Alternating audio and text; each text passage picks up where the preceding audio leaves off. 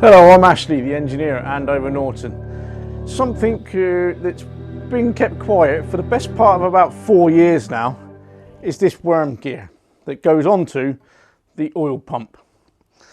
We became aware of this about 4 years ago when somebody tried claiming an engine rebuild from us, but then they sent in their oil pump with a broken spindle along with a gear.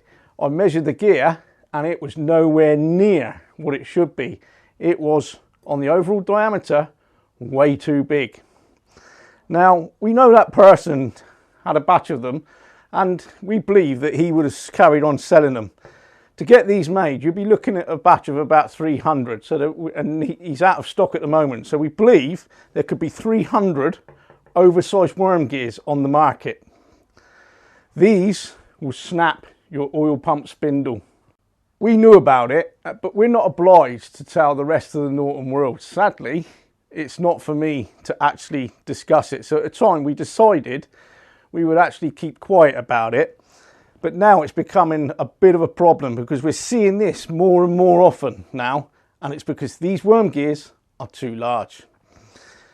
How to get around it?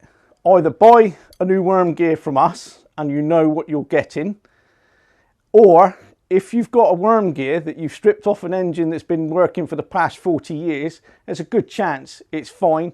You reuse it, providing it's not too worn, and carry on using it.